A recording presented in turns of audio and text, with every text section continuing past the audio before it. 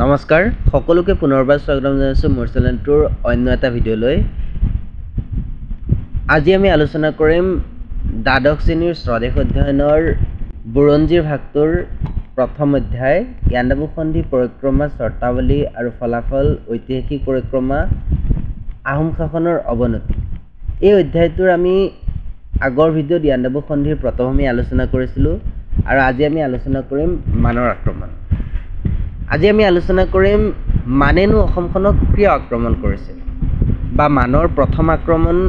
কেতিয়া হৈছিল, কি পৰিস্থিতিতনো মানে অসমখন আক্ৰমণ কৰিছিল। গৌৰীনাথ সিংহৰ মৃত্যুৰ পিছত আহোম ৰাজবংশটোত সিংহাসনক লৈ পিনে বিভিন্ন অৰিয়া-অৰিৰ সৃষ্টি হৈছিল। অৰ্থাৎ গৌৰীনাথ সিংহৰ মৃত্যুৰ পিছত উত্তৰাধিকাৰীক কেন্দ্ৰ কৰি আহোম ৰাজবংশটো দুটা ভাগত বিভক্ত হৈ পৰিছিল। পিছত কমলেশ্বৰ সিংহ আৰু চন্দ্ৰকান্ত সিংহ যি দুজন আহোম ৰাজকোঁৱৰ আছিল, সিহঁতক পূৰ্ণানন্দ বুঢ়াগোহাঁয়ে নিজৰ হাতৰ পুতলাত পৰিণত কৰিছিল। ইয়াৰ ফলত কি হৈছিল, নামনি অসমৰ শাসনৰ দায়িত্বত যিজন ব্যক্তি আছিল, অৰ্থাৎ নামনি অসমৰ শাসনৰ দায়িত্বত থকা বদন চন্দ্ৰ বৰফুকনে বা বদন বৰফুকনে পূৰ্ণানন্দৰ এই ৰাজনৈতিক হস্তক্ষেপৰ বিৰোধিতা কৰিছিল। ফলত পূৰ্ণানন্দ বুঢ়াগোহাঁয়ে বদন বৰফুকনক ধৰি আনিবৰ বাবে গুৱাহাটীলৈ বুলি এটা আহোম সেনাবাহিনীৰ দল প্ৰেৰণ কৰিছিল। কিন্তু বদনে এই পূৰ্ণানন্দৰ আহোম সেনাবাহিনী প্ৰেৰণৰ কথা আগতীয়াকৈ গম পাই কলিকতালৈ পলাই যায়। কলিকতালৈ গৈ বদন বৰফুকনে পূৰ্ণানন্দৰ বিৰুদ্ধে ইংৰাজৰ ওচৰত সামৰিক সাহায্যৰ সহায় বিচাৰিছিল। কিন্তু যেতিয়া ইংৰাজে পূৰ্ণানন্দৰ বিৰুদ্ধে বদন বৰফুকনক সামৰিক সাহায্য প্ৰদান কৰা নাছিল বা সামৰিক সাহায্যৰ সহায় কৰা নাছিল, তেতিয়া বদন বৰফুকনে ব্ৰহ্মদেশৰ প্ৰতিনিধিৰ ওচৰত পূৰ্ণানন্দৰ বিৰুদ্ধে সহায় বিচাৰিছিল। যিহেতু ব্ৰহ্মদেশৰ শাসনকৰ্তাই পূৰ্বৰে পৰা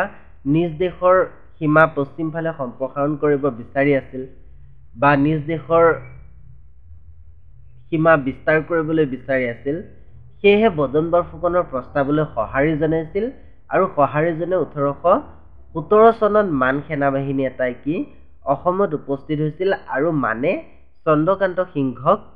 আহোম সিংহাসনত প্ৰতিষ্ঠা কৰি পুনৰ নিজ দেশলৈ উভতি গৈছিল। কিন্তু ইয়াত কি হৈছিল,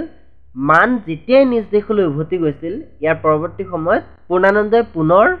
চন্দ্ৰকান্ত সিংহক সমতাচ্যুত কৰি বা সিংহাসনৰ পৰা নমাই পুনৰ পুৰন্দৰ সিংহক আহোম সিংহাসনত প্ৰতিষ্ঠা কৰিছিল বা পুৰন্দৰ সিংহক আহোম ৰাজ্য শাসনৰ দায়িত্ব অৰ্পণ কৰিছিল। ইয়াৰ পিছত চন্দ্ৰকান্ত সিংহই পুনৰ আহোম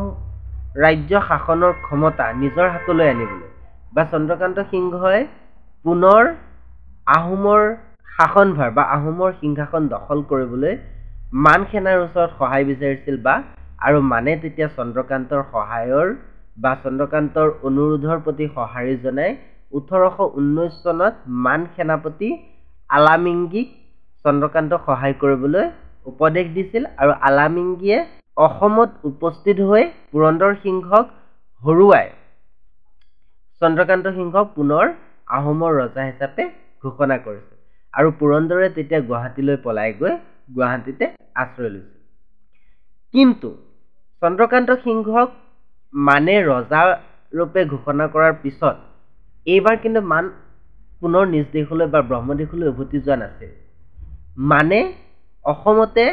আশ্ৰয় পাতিছিল বা অসমতে থাকিবলৈ লৈছিল আৰু থাকি অসমৰ বিভিন্ন কাৰ্যকলাপত হস্তক্ষেপ কৰিবলৈ লৈছিল। আৰু কিছুদিন পিছত চন্দ্ৰকান্ত সিংহই মানৰ এই আগ্ৰাসনমূলক মানে যে ৰাজনৈতিক ক্ষেত্ৰত হওক বিভিন্ন ক্ষেত্ৰত হস্তক্ষেপ কৰিবলৈ আৰম্ভ কৰিছিল তথা মানে যে দ্বিতীয়বাৰ অসমলৈ আহোঁতে অসমৰ ভূখণ্ডখন দখল কৰাৰ পৰিকল্পনা কৰি আহিছিল, সেই কথা চন্দ্ৰকান্তই উমান পাইছিল আৰু উমান পাই চন্দ্ৰকান্তই নিজ দেশৰ পৰা গুচি গৈ নিৰুপায় হৈ অৱশেষত বংগদেশত গৈ আশ্ৰয় লৈছিল আৰু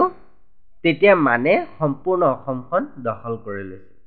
মান ৰজাই অসমৰ ৰাজনৈতিক ঘটনাৱলী বা অসমৰ ৰাজনৈতিক প্ৰেক্ষাপটবোৰ লক্ষ্য কৰি আছিল আৰু সেই অনুসাৰে 1822 চনত 30,000 মান সেনাৰ সৈতে সেনাপতি মিংগি মাহা বৰদলৈক অসমৰ সামৰিক দিশটো আৰু শক্তিশালী কৰিবৰ বাবে অসমলৈ বুলি প্ৰেৰণ কৰিছিল আৰু মিংগি মাহা আগমনত অসমত কি একেবাৰে আহোম শাসনৰ অন্ত পৰিছিল আৰু মানৰ অবৰ্ণনীয় অত্যাচাৰৰ আৰম্ভ হৈছিল আৰু অসমত যে এই মানৰ আগ্ৰাসনমূলক কাৰ্যকলাপ চলি আছে বা মানে যে অসমখন নিজৰ হাতলৈ নিলে এই সকলোবোৰ ঘটনা কি অসমৰ কাষৰীয়া অঞ্চল ৰংপুৰৰ চিভিল কমিশনাৰ ডেভিড স্কটে কি কৰিছিল তেতিয়া ইষ্ট ইণ্ডিয়া কোম্পানীৰ ঊৰ্ধ্বতম কৰ্তৃপক্ষক জনাই আছে আৰু ইষ্ট ইণ্ডিয়া কোম্পানীৰ ঊৰ্ধ্বতম কৰ্তৃপক্ষলৈ ডেভিড স্কটে পঠোৱা এখন প্ৰতিবেদন সেইখন প্ৰতিবেদন 1822 চনত পঠাইছিল তাত ডেভিড স্কটে ঊৰ্ধ্বতম কৰ্তৃপক্ষলৈ লিখিছিল যে মানসকলে অসমৰ সম্পূৰ্ণ কৰ্তৃত্ব নিজৰ হাতলৈ নিলে আৰু অসমত মানৰ এজন প্ৰতিনিধিক সৰ্বোচ্চ ক্ষমতাৰ গৰাকীৰূপে নিয়োগ কৰি থৈছে ইয়াৰ পৰা এটা কথা বুজা যায় যে মানে সম্পূৰ্ণ অসমখন দখল কৰিছিল তথা অসমৰ সম্পূৰ্ণ কৰ্তৃত্ব ব্ৰহ্মদেশৰ ৰজাৰ হাতত বৰ্তমানলৈকে গুচি গৈছিল আৰু এইখিনি সময়তে কি হৈছিল ব্ৰহ্মদেশ আৰু ইষ্ট ইণ্ডিয়া কোম্পানীৰ মাজৰ যি সম্পৰ্ক সেই সম্পৰ্ক বিঘ্নিত হৈ পৰিছিল পৰৱৰ্তী সময়ত কি হৈছিল ৰংপুৰৰ যি এলেকা আছে হাওৰাঘাট সেই এলেকাসমূহত মানে আক্ৰমণ কৰিছিল বা মানে লুটপাট চলাই ব্ৰিটিছ অধিকৃত গোৱালপাৰাতো অনুপ্ৰৱেশ কৰিছিল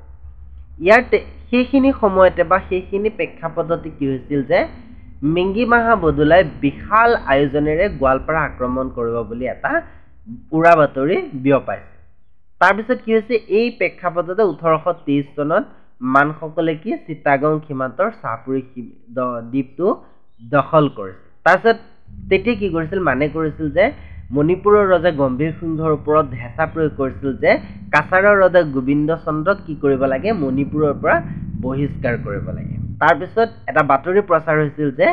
বংগদেশক তিনিওফালৰ পৰা আক্ৰমণ কৰিবৰ বাবে মানে প্ৰস্তুতি চলাইছে বা মানে তিনিওফালৰ পৰা বংগদেশক আক্ৰমণ কৰিবৰ বাবে বৰ্তমান প্ৰস্তুতি আৰম্ভ কৰিছিল ইয়াৰ পিছত কি হৈছিল যে ব্ৰহ্মদেশে ইষ্ট ইণ্ডিয়া কোম্পানীৰ যি ব্ৰিটিছ অধিকৃত অঞ্চল দখল কৰিছিল লগতে বিভিন্ন উৎপাতৰ সৃষ্টি কৰিছিল উপদ্ৰৱৰ সৃষ্টি কৰিছিল আৰু মানৰ যি আগ্ৰাসনমূলক নীতি আছিল ইয়াৰ ফলত কি হৈছিল উত্তৰ পূৰ্বাঞ্চলত ইংৰাজৰ বাণিজ্যিক স্বাৰ্থ কি বিঘ্নিত কৰিছিল এনে পৰিস্থিতিত কি কৰিছিল ইংৰাজৰ যি 1784 চনৰ যি অনাহস্তক্ষেপ নীতি দেশীয় ৰাজ্যৰ ক্ষেত্ৰত সেই নীতিক ইংৰাজে পুনৰ বিবেচনা কৰিবলৈ বাধ্য হৈছিল